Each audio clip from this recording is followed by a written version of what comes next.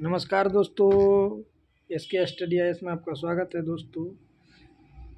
आज 22 जनवरी है दोस्तों और द हिंदू का हिंदी एनालिसिस है दोस्तों ये, क्योंकि द हिंदू में दोस्तों ये इंग्लिश पेपर है दोस्तों। इसमें ऑथेंटिक न्यूज आते हैं दोस्तों। एग्ज़ाम PCS चाहे UPSC चाहे अदर एग्ज़ाम के लिए भी दोस्तों इसमें इम्पोर्टेंट है दोस्तों, क्योंकि इसमें जो आर्टिकल आते हैं अच्छे आर्टिकल आते हैं दोस्तों। तो अगर आप इसको पढ़ लेते हैं तो सही है। इसमें से थोड़ा आप नोट्स बना लीजिएगा, जो कुछ ऐसा वर्ड लगे उसको आप नोट डाउन करते रहिएगा। इससे होगा कि आपके पास एक अच्छा खासा नोट तैयार हो जाएंगे दोस्तों। इसमें से भी हर चीज़ को नहीं पढ़ना है दोस्तों, कुछ ऐसी चीज़ें जिसको पढ़ना है दोस्तों।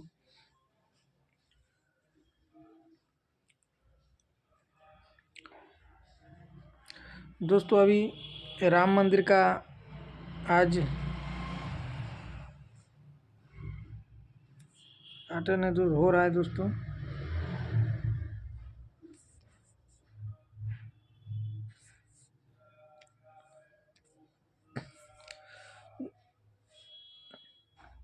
दोस्तों आज अयोध्या को पूरे आज सजाया जाएगा।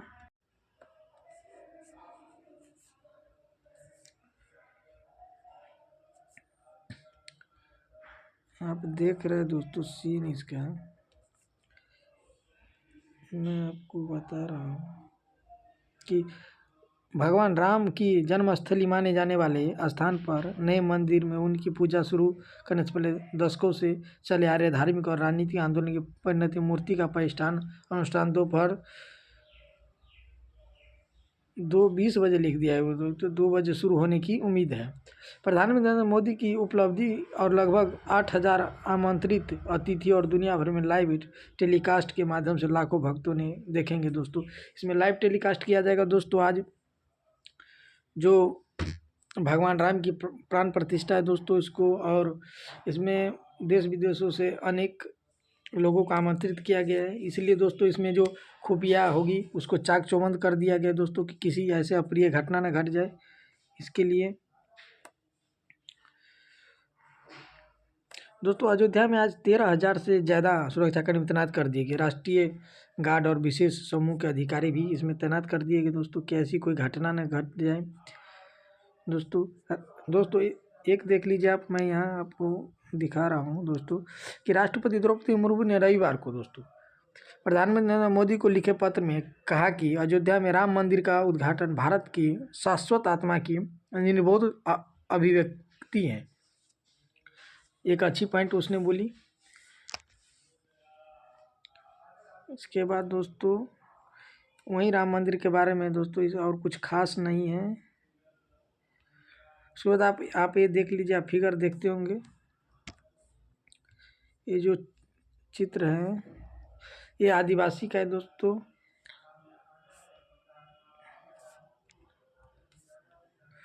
और इसने एक रिकॉर्ड बनाया है, एक साथ रहना। असम के कार्बी आंगलोंग जिले के, असम के कार्बी आंगलोंग जिले हैं।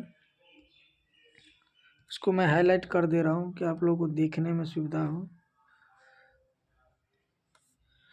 असम के कार्बी आंगलोंग जिले के पुरुषों ने रविवार को कुल 221 सदस्यों के साथ 2 किलोमीटर लाइन बनाकर स्टिल्ट पर चलने वाले लोगों की सबसे लंबी लाइन का नया वर्ल्ड रिकॉर्ड बना दिया है।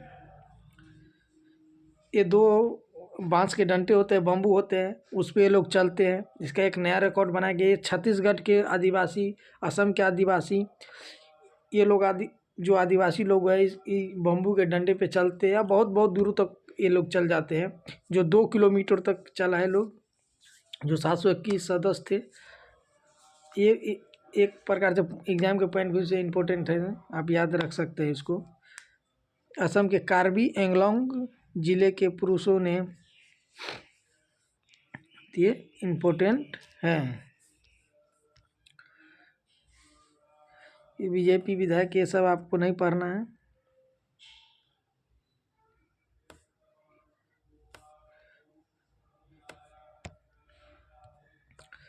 तो जर्मनी में आव्रजन विरोधी धूर दक्षिण पंथ के खिलाफ हजारों की संख्या में लोग प्रदर्शन कर रहे हैं। ये क्या मामला था? तो जर्मनी में रविवार को फिर से हजारों की संख्या में, आपको मैं बड़ा करके दिखा दे रहा हूँ,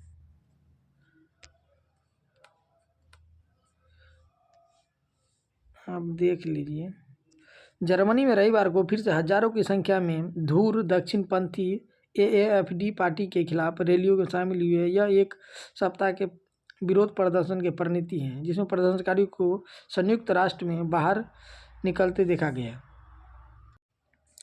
इसमें अच्छे खासे भीड़ थे, आप ये देख सकते हैं। रविवार को ये घटना घटी। इसमें धूर दक्षिणपंथी पार्टी के खिलाफ लामबंदी की जहर जांच पड़ताल और आउटलेट करेक्टिव की जानकारी 10 रिपोर्ट के भर की हुई थी।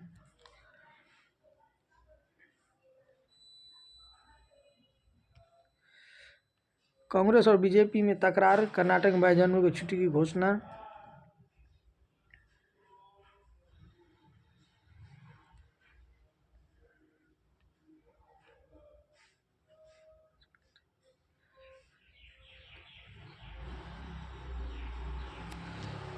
तो आप ये देख सकते हैं कि एक ये न्यूज आप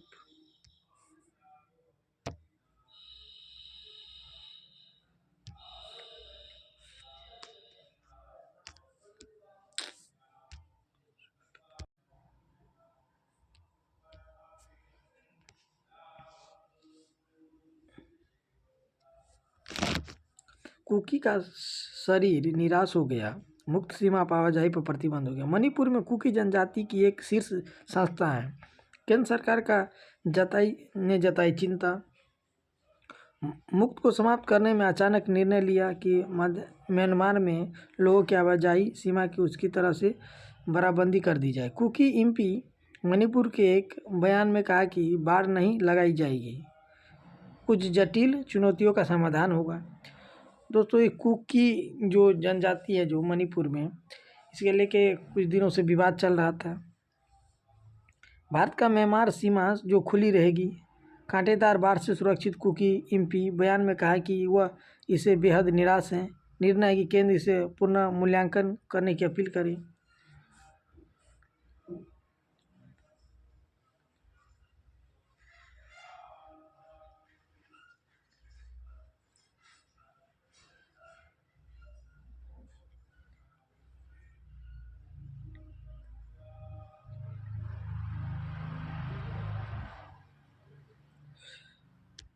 दोस्तों, ये बिहार की न्यूज़ है जो नीतीश कुमार द्वारा, आप देख सकते हैं,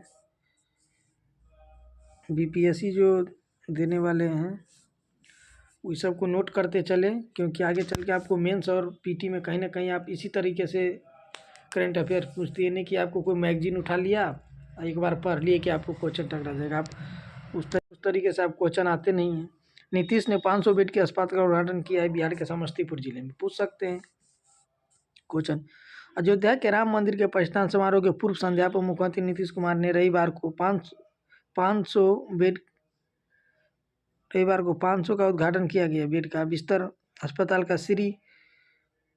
का नाम होगा श्री राम जानकी मेडिकल कॉलेज, क्योंकि दोस्तों उसका जो राम मंदिर का प्रतिष्ठान हो रहा है, इसी के चक्कर में इसका मेडिकल कॉलेज जो समस्तीपुर में उद्घाटन किया नीतीश जी के द्वारा, वो इसका नाम श्री राम जानकी मेडिकल कॉलेज रखा गया है। अस्पताल है जो SRJMCH में समस्तीपुर जिले का बिहार में है।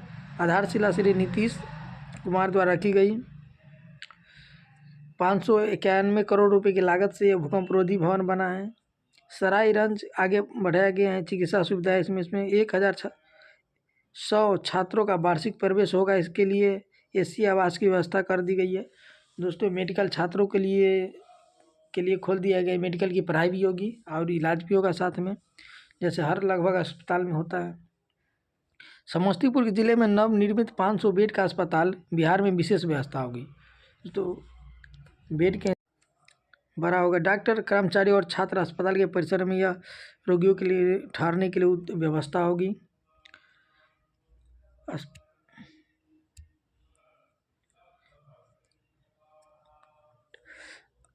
अन्यथा इसके इलाज के लिए द्वारा भूमि दान दी गई थी। श्री राम जानकी मंठ और अस्पताल रहा है, मंठ के नाम पर दिया गया है। CMS के इशारा किया गया कि योगदान दिया जाएगा दोस्तों। तो आप ये देख सकते हैं नीतीश कुमार जी द्वारा, जो अभी बिहार के हाल ही मुख्यमंत्री हैं, उसके द्वारा समस्तीपुर जिले में 500 बेड का एक अस्पताल बनाया गया। इस बेड जो अस्पताल का नाम रहेगा श्री राम जानकी रखा जाएगा, जो SKRJCMH समस्तीपुर जिले का में होगा, और 591 करोड़ के लागत से बनाया गया इसको। दोस्तों आप देख लीजिए एक डिजाइन यहाँ पे, हाथ साल तिरुवनंतपुरम ब्राह्मण द्वारा आयोजित एक प्रतियोगिता के दौरान कोलम डिजाइन का काम करते प्रतिभागी रविवार को केरल की राजधानी श्री पद्मा स्वामी मंदिर के PTI में देख रहे हैं दोस्तों। ये केरल के जो पद्मा स्वामी PTI मंदिर है, उसके प्रांगण में दोस्तों ये कुछ माताएं द्वारा एक पेंटिंग बनाई जा रही है दोस्तों। ये भी इम्पोर्टेंट है। अब डिजिटल यूनिवर्सिटी आप देख लीजिए कि डिजिटल यूनिवर्सिटी केरल की शुरुआत केराली AI चीफ 5 एस्ट्रोफिट काइड, ये क्या जो केरल के आक्रमण को आगे बढ़ाना रोमांचक उद्घाटन में टेक्नोलॉजी डिजिटल यूनिवर्सिटी केरल ने राज्य की पहली सीली अनुमोदित कृत्रिम डिजाइन तैयार की है।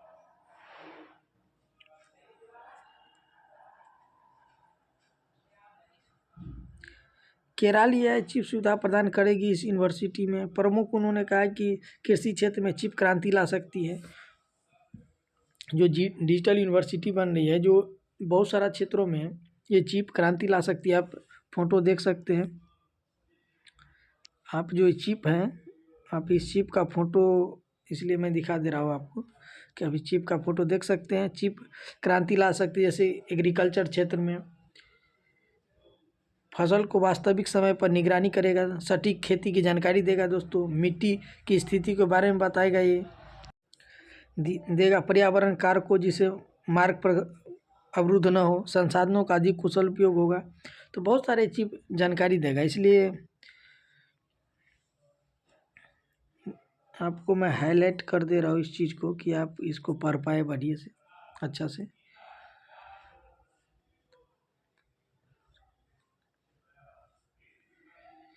इसके बाद दोस्तों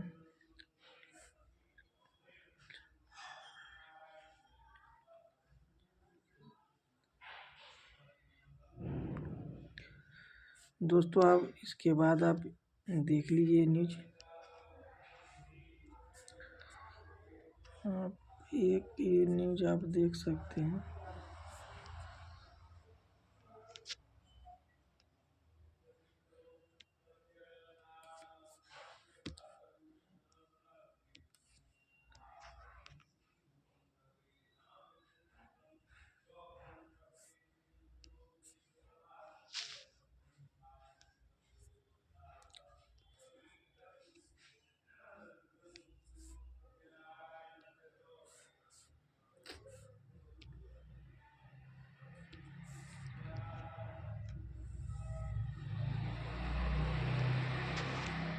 तो प्राण प्रतिष्ठा से पहले प्रधानमंत्री ने तमिलनाडु के पवित्र स्थलों के नए चक्र की शुरुआत की है। मुर्मू पुनः स्थल के एक है, आप देख सकते हैं।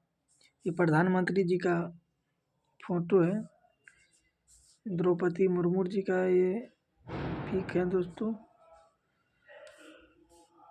देखिए।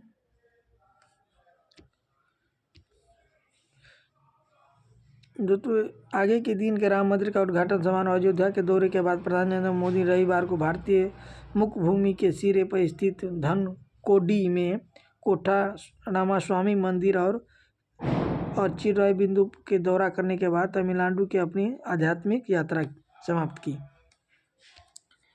दोस्तों केरल भी गए थे इसके बाद मोदी जी। आप देख लीजिए कि ये प्रधानमंत्री नरेंद्र मोदी ने धनकोटी में अरिचानुमेंडी बिंदु पर ऐसा कहा कि यहीं पर राम सेतु का निर्माण हुआ। आप देख सकते हैं मैं आपको बता दे रहा हूँ।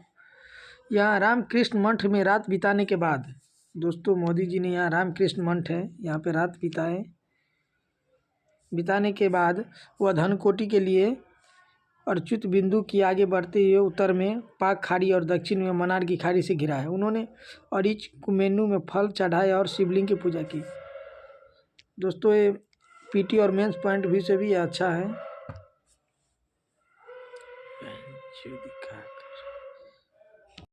दोस्तों हमारे जो राष्ट्रपति हैं सुश्री मुर्मू ने कहा कि मंदिर लोगों को उन सार्वभौमिक मूल्यों को करीब लाएगा जिसका भगवान श्री राम प्रतिनिधित्व करते हैं, जिसे साहस, करुणा और कर्तव्य का निरंतर ध्यान होगा। दोस्तों रामेश्वर में कांग्रेस कार्यकर्ताओं के एक समूह ने भारत मोदी को वापस जाओ मछुआ रहे। दोस्तों ये सब नहीं है। प्रधानमंत्री द्वारा किए गए 11 दिवसीय कठोर अनुष्ठान का जिक्र करते हुए उन्होंने कहा कि यह केवल एक पवित्र अनुष्ठान था बल्कि भगवान राम के प्रति त्याग और समर्पण के सर्वोच्च आध्यात्मिक कार्य भी था। राष्ट्रपति ने हार्दिक शुभकामनाएं देते हुए कहा कि अयोध्या में धाम में प्रभु श्री राम के भव्य मंदिर के उद्घाटन के आसपास देशवासी जश्न का माहौल भारत के लिए शाश्वत आत्मा की एक निर्बोध अभिव्यक्ति होगी। दोस्तों हाँ जी दोस्तों, जो आज प्राण प्रतिष्ठा है दोस्तों, तो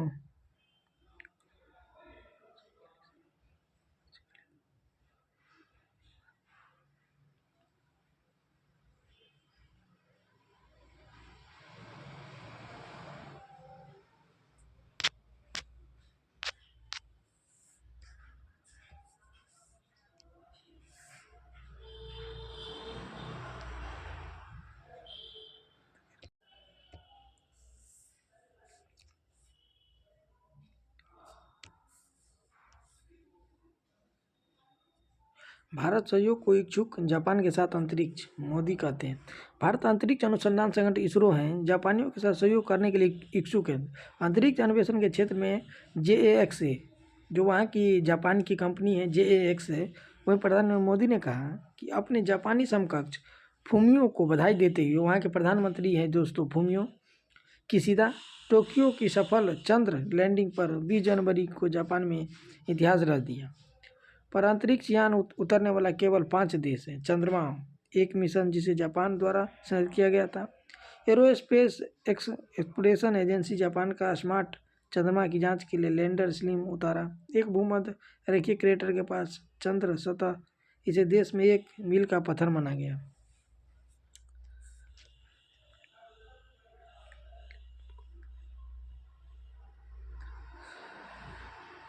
दोस्तों UAE में तालिबान दूत को भारत का निमंत्रण। अधिकारियों का कहना है कि नियमित रुख में कोई बदलाव नहीं। संयुक्त अरब अमीरात में भारतीय दूतावास से निमंत्रण मिला है। कार्यवाहक अफगान राजदूत और तालिबान दूत बदरुद्दीन हक्कानी को। आप देख लीजिए, आपको मैं इसलिए हाईलाइट करते जा रहा हूँ कि आप इसको मैं टेलीग्राम पे PDF भी डाल दूंगा, तो आप वहाँ से भी पढ़ सकते हैं। तो आप देख लीजिए, भारत ने दिल्ली में अफगान दूतावास को फिर से खोलने की इजाज़त दे दी है, लेकिन दूतावास पर लगा झंडा तालिबान शासक का नहीं बदला है। AP तालिबान शासक का ही झंडा है। गणतंत्र दिवस का स्वागत अधिकारी सूत्रों ने के लिए आलोचना पर प्रतिक्रिया व्यक्त करते हुए कहा कि नियमित एक मोदी सरकार सामान्यीकरण कर रही है।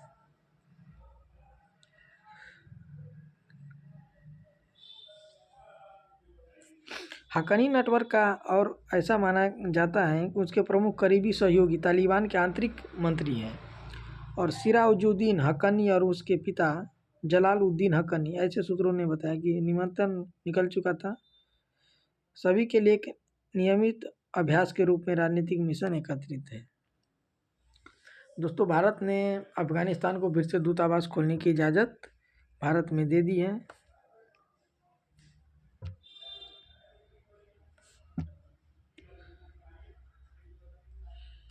दोस्तों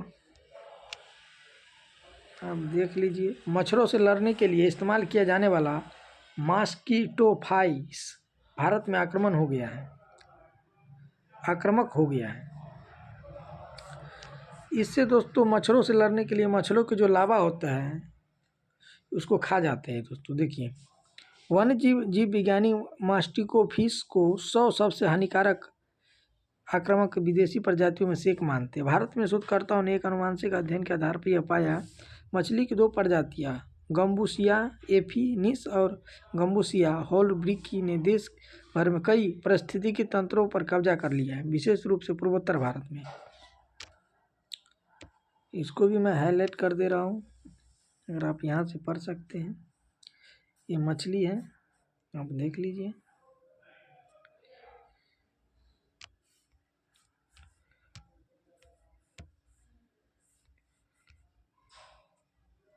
ओडिशा और पंजाब ने जारी किया है कि मच्छरों को खतरों को दूर करने के लिए स्थानीय जल निकायों में मॉस्किटोफाई की शुरुआत की गई है, जिसके बारे में स्थानीय लोगों ने शिकायत की है कि वास्तव में विशाखापट्टनम में अधिकारी कुछ महीने पहले लगभग 20 लाख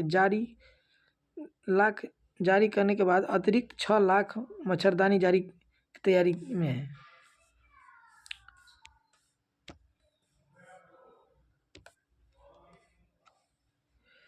दोस्तों, ये मछली ना मच्छरों के जो लावा होते हैं जो पानी पे तैरते रहते हैं उसको खाने में इसको महारत हासिल है, इसलिए इसको बढ़ावा दिया गया था। पिछली सदी में उल्लेखनीय रूप से बदलाव आया है, जिससे कि मच्छर जनित बीमारियों के प्रसार में तेजी आई। आज बीमारियों की दुनिया भर में 150 से अधिक देशों में व्याप्त हैं, जिससे 500 मिलियन से अधिक लोग प्रभावित हैं। अकेले भारत में लगभग 40 मिलियन व्यक्ति हर साल मच्छर जनित बीमारियों का शिकार होते हैं, और मच्छर जनित बीमारियों कई दशकों से लगातार सार्वजनिक स्वास्थ्य चिंता बनी हुई है। सही बात है। मॉस्किटो फिश क्या है? आप एक क्वेश्चन आपको पूछ सकता है दोस्तों, पीटी या मेंस कहीं भी पूछ सकता है कि मछली है कि क्या है। पीटी में ऐसे भी क्वेश्चन बना सकता है, मेंस में भी इस पर क्वेश्चन बना सकता है। तो आप लोग इसको छोटा सा नोट डाउन कर सकते हैं आप छोटी सी डायरी में, कि आपको रिवीजन करने में सहूलियत होगी।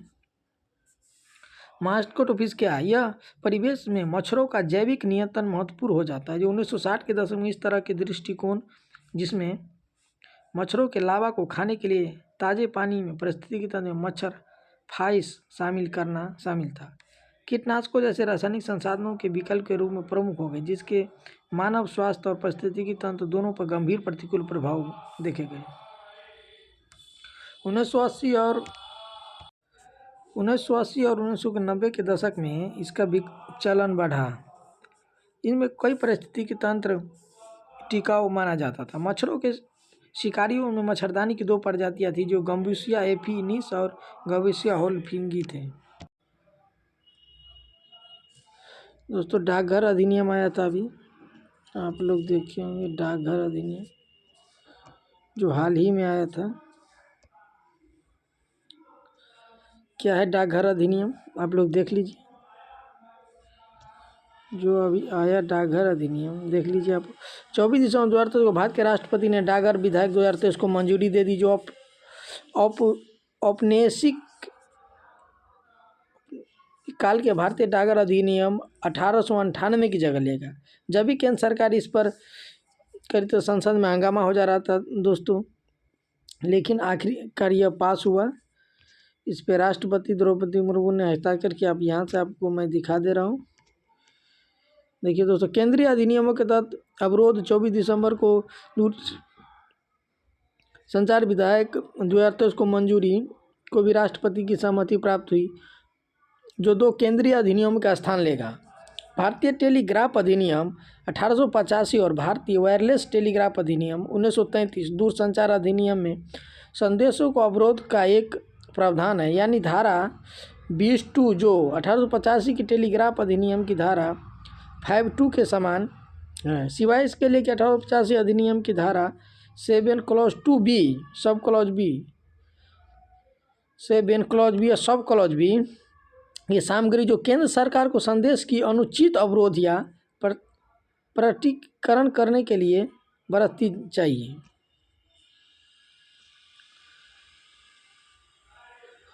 इससे आप देख लीजिएगा दोस्तों। उसके बाद आप आ जाइए नीचे, दोस्तों आज बांग्लादेश के जो प्रधानमंत्री है शेख हसीना हाल ही में बांग्लादेश की पीएम बनी है। बांग्लादेश की जो प्रधानमंत्री है दोस्तों शेख हसीना वो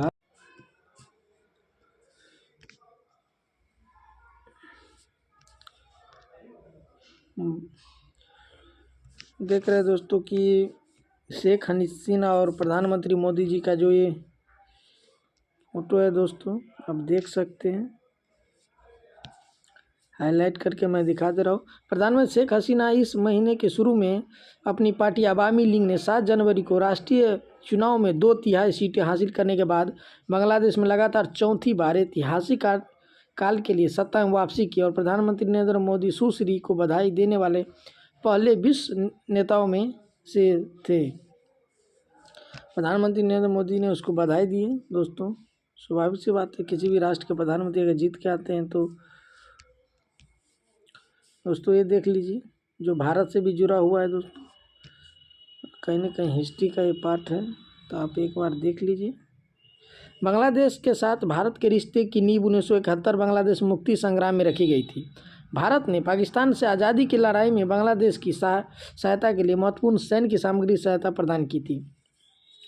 दोस्तों जब पूर्वी पाकिस्तान था जो बांग्लादेश के रूप में टूटा तो उस समय दोस्तों भारत में इंदिरा गांधी की सरकार थी दोस्तों, तो उस समय यहाँ से फौज जा कर के जो भारत पाकिस्तान युद्ध हुआ 1971 में, वहीं पे पाकिस्तान हारा और बांग्लादेश के रूप में एक नए राष्ट्र के रूप में उदय हुआ दोस्तों 1970। दोस्तों उसके बाद उस सैन्य शासक नियंत्रण में आने से कुछ ही वर्षों में संबंधों में खटास आ गई थी और 1970 के दशक के माध्यम से सीमा विवाद संशोधन को लेकर पानी के बंटवारे तक के मुद्दों पर भारत विरोधी भावना में वृद्धि हुई थी। लेकिन 1996 के शेख हसीना के सत्ता में आने और गंगा जल बंटवारे के संबंधों के एक नया अध्याय लिखने का अस्थिरता पर दशकों तक जारी रहा। तब से भारत और बांग्लादेश के व्यापार, ऊर्जा और बुनियादी ढांचे, कनेक्टिविटी और सुरक्षा से बनाया जा रहा है। दोस्तों भारत ने बांग्लादेश को, जैसे बांग्लादेश हो गया, नेपाल हो गया, इसको अपने भाई के रूप में ट्रीट करते हैं दोस्तों, क्योंकि ये हमारे पड़ोसी देश है। इससे अच्छे व्यवहार रखना ज़रूरी है दोस्तों, नहीं तो फिर चीन की ऐसी नीति है दोस्तों कि हर देश को अपने तरफ करने में लगा हुआ है। जैसे आप देखें अभी मालदीव में जो सरकार बनी वो चीन के फेवर में चले गए। उसको भारत, मालदीव में जो सरकार बनते थे चुनाव के बाद तो भारत की यात्रा करते थे, लेकिन इस बार वो चीन के गोदी में जा बैठे। इसलिए पड़ोसियों से अच्छे व्यवहार रखना ज़रूरी है।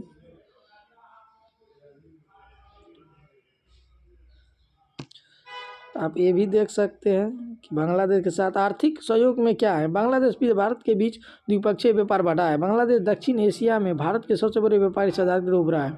द्विपक्षीय व्यापार 2020-21 में $10.8 बिलियन से बढ़कर अब 2021-22 में $18 बिलियन तक पहुंच गया। हालांकि हमारी रूस यूक्रेन युद्ध के कारण 2022-23 में गिरावट आई है।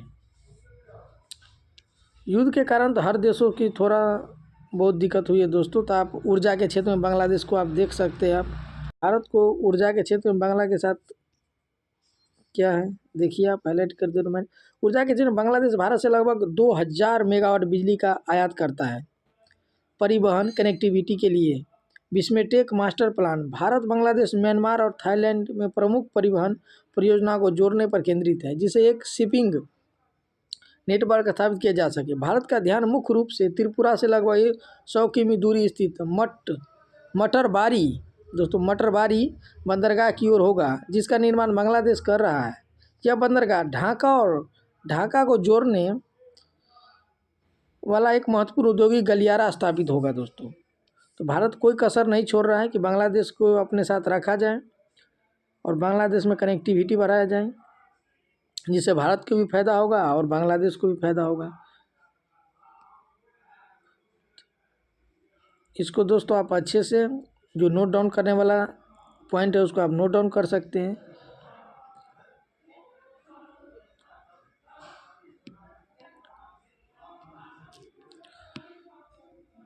इसके बाद दोस्तों आपको मैं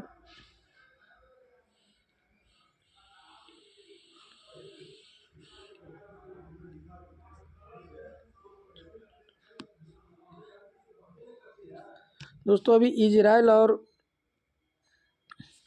इजराइल हमलों से मरने वाले की संख्या गाजा पर 25,000 से अधिक हो गई है। दोस्तों आप जानते होंगे इजराइल और हमास के बीच चल रही है, फिलिस्तीन के बीच कुछ ठीक नहीं चल रहा है।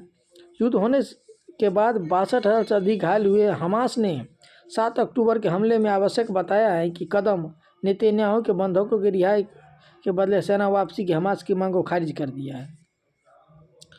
दोस्तों जो इजरायली सेना थे, चाहे कुछ लोग थे इजराइल के, उसको बंधक बना लिया गया था हमास के द्वारा। उसके कारण जो इजरायली सेना है वो भी बंधक बना लिया हमास के कुछ लोगों को। तो दोनों में शर्त रखी गई कि दोनों से तरफ से रिहाई किया जाए।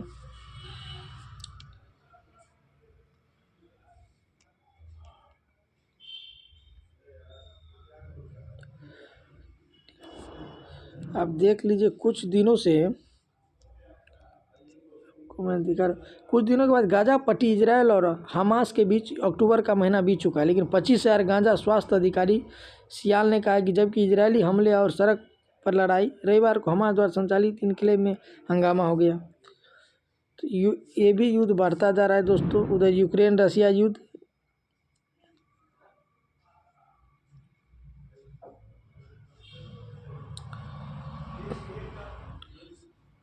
दोस्तों आप पाकिस्तान को थोड़ा सा देख लेते हैं, पाकिस्तान में क्या चल रहा है। इमरान खान ने दी चेतावनी और कहा कि अधिक स्थिरता अनुपस्थिति में पाकिस्तान निष्पक्ष चुनाव होगा। दोस्तों पाकिस्तान में इस बार कर क्या दिया गया है कि इमरान खान पहले प्रधानमंत्री थे, उसको गिरा करके फिर शहबाज शरीफ बने जो नवाज शरीफ के भाई हैं। उसके बाद दोस्तों अब चुनाव होने वाला है, तो उसके बाद ये क्या किया कि निष्पक्ष चुनाव के लिए शहबाज शरीफ इस्तीफा दिया और कोई टेम्पररी मतलब प्रधानमंत्री बना दिया गया है कि जब तक कोई जीत कर ना आ जाता तब तक वो प्रधानमंत्री के पद पर बने रहेंगे। तो ऐसी स्थिति है। अभी इमरान खान फिलहाल तो जेल में है। पाकिस्तान में ऐसा ही होता है, सेना जिसके पक्ष में गया उसके विपक्ष वाले को पकड़ के जेल में डाल दो। इससे पहले नवाज शरीफ के साथ हुआ था, वो घोटाला भी किया हुआ था दोस्तों। तो यही होते रहता है वहाँ। पाकिस्तान की जेल में बंद पूर्व प्रधानमंत्री इमरान खान ने लेवल मांगा है, अपनी पार्टी के लिए मैदान में खेल रहे हैं। फरवरी 8 के आम चुनाव की तैयारी में निष्पक्षता की कमी बताई जा रही है सर्वोच्च आयोजन द्वारा। पाकिस्तान सरकार ईसीपी ने जानबूझकर पीटीआई से संबंधित मामलों में देरी और अंतर्दलीय चुनाव एक कठोर और अचानक ले लूँ, ये इमरान खान का आरोप है दोस्तों।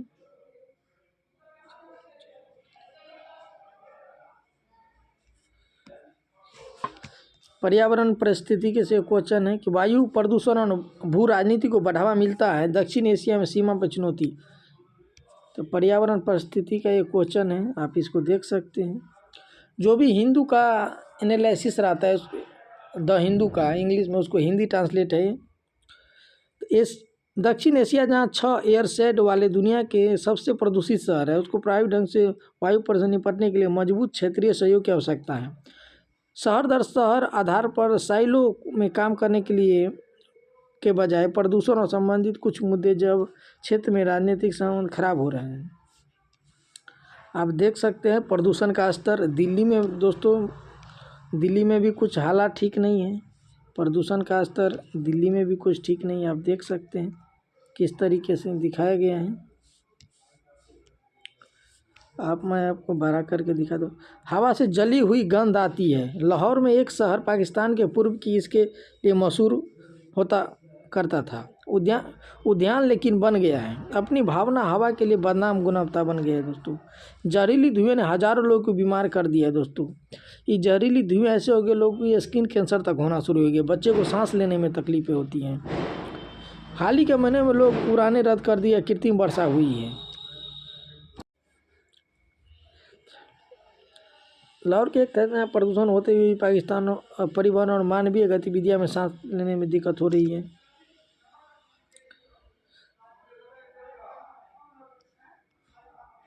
भारत के बीच संबंध पाकिस्तान टूट गया है, उनका परस्पर प्रक्रिया उलझी हुई है। चतुर्था संदेश है दोस्तों, पर्यावरण को सुरक्षित करना सबको जिम्मेदारी है दोस्तों। समुद्र में पकड़ लिया गया है।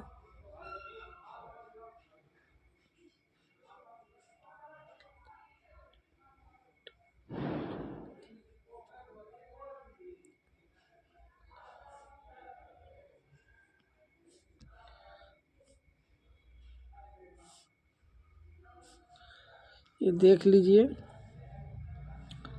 आप, ये देख लीजिए। लेनिन की मृत्यु के एक शताब्दी बाद रूसियों ने क्रांतिकारी की विरासत को नज़रअंदाज कर दिया है। ये कहना है दोस्तों, देख लीजिए आप। लगभग एक सदी तक उनकी मृत्यु व्लादिमीर लेनिन की सावधानी से संरक्षित शरीर एक उद्देश्य से निर्मित किया गया था। रेड स्क्वायर पर समाधि एक स्पष्ट अनुमारक रूस का साम्यवादी अतीत लेकिन 1917 के जनक बल्शेविक क्रांति व सोवियत रूस की स्थापना था। उनके निधन की 100 वर्षगांठ है। जो लेनिन थे दोस्तों, अब लेनिन को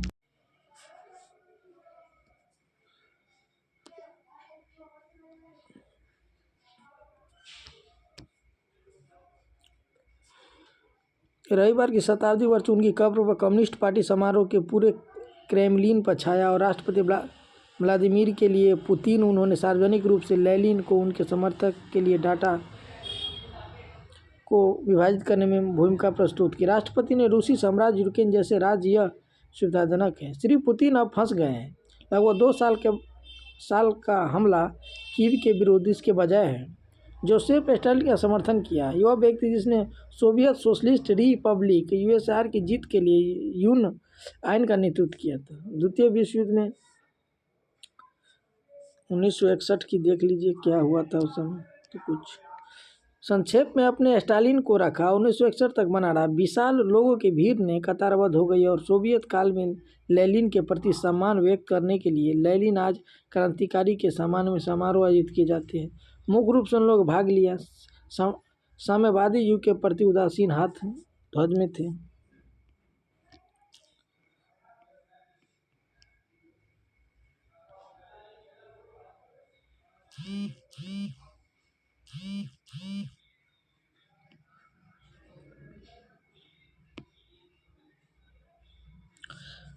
दोस्तों आज के लिए इतना ही। अगर आपको वीडियो अच्छा लगे तो लाइक सब्सक्राइब और शेयर प्लीज़ कीजिए दोस्तों। इसी तरह आपको 10 बजे डेली द हिंदू का हिंदी एनालिसिस मिल जाएगा आपको। इसका शॉर्ट वीडियो भी मैं डालूंगा दोस्तों, जो पीडीएफ के रूप में, मतलब जो 3-4 इम्पोर्टेंट रहेगा तो वो भी आपको मिल जाएगा, जो आपको एग्ज़ाम पॉइंट भी से बहुत महत्वपूर्ण है।